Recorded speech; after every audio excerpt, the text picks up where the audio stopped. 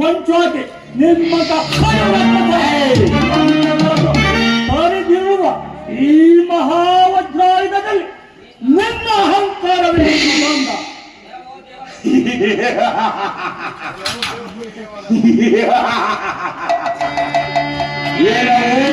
ದೇವ ಪುಣ್ಯ ದೇವ ಸಕಲ ಬ್ರಹ್ಮಾಂಡವನ್ನೇ ಧಗಧಗನೆ ಕುರಿಸಿ ನನ್ನ ಮಗ್ಗಗಳನ್ನೇ ಪಡಪಡನೆ ಕುಡಿ ಮಾಡಿ ಜಗದ ಜ್ವಲಿತ ಜ್ವಾಲೆಯಿಂದ ಇಡೀ ದೇವಲೋಕವನ್ನೇ ಭಸ್ಮ ಮಾಡುವ ಈ ತ್ರಿಲೋಕ ಭೀಕರ ಹಗ್ಗ ಚೂರ ಯುದ್ಧ ಮಾಡುವೆಯ ಮತ ಅಂತ ನಾನು ಹಬ್ಬರಿಸಿ ಬಬ್ಬಿಟ್ಟು ಹೆಬ್ಬುಲಿಯಂತೆ ಕೈಯಲ್ಲಿ ಹಿಡಿದರೆ ಆ ಹರಿಹರಾದಿಗಳೇ ಜರ್ಜರಿತರಾಗಿರುವಾಗ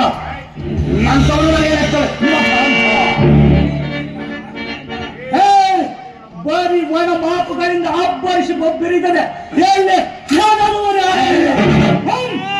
ಶೇಖರಾಗೋ ಯೋಗನಾಗಲಿ ಯುದ್ಧ ಸಿದ್ಧನಾಗು ಮದಂದ.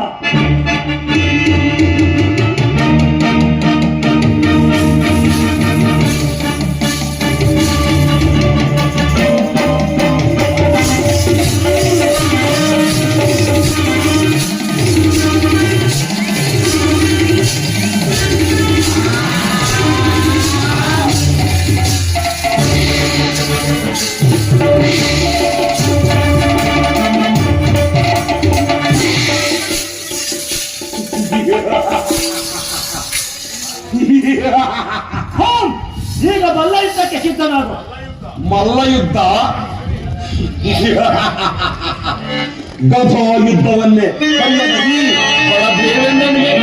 ಮಲ್ಲ ಯುದ್ಧವಂತೆ ಮಲ್ಲ ಯುದ್ಧ ಸಿದ್ಧನಾಗು.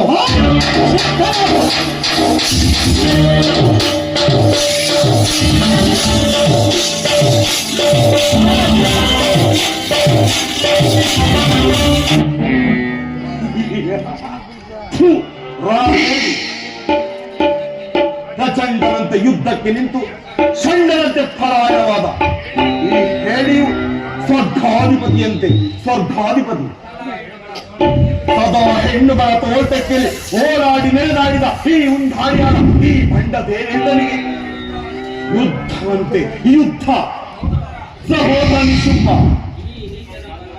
ಅಣ್ಣ ಸಹೋದರ ನಿಶುಂಭ ಅಣ್ಣ ಈ ನೀಚರು ಇಲ್ಲಿಂದ ಪಲಾಯನವಾದ ಮೇಲೆ ಈ ಸ್ವರ್ಗವು ನಮ್ಮದೇ ಆಯಿತು. ಹೌದಣ್ಣ ಸ್ವರ್ಗಾಧಿಪತಿಗಳು ನಾವೇ ಹಾಗೆ ಅಣ್ಣ.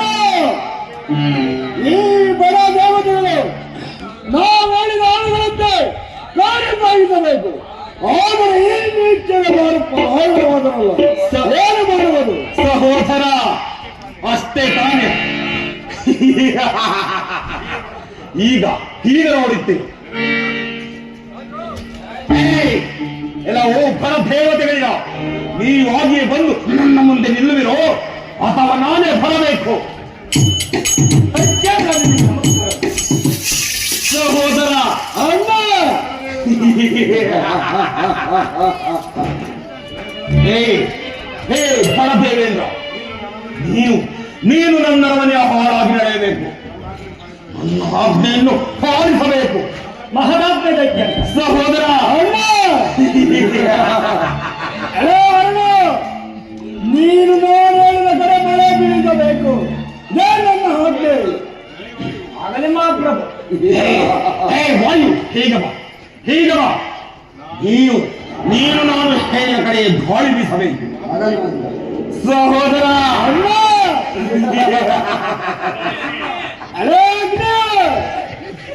ನೀನು ನಮ್ಮ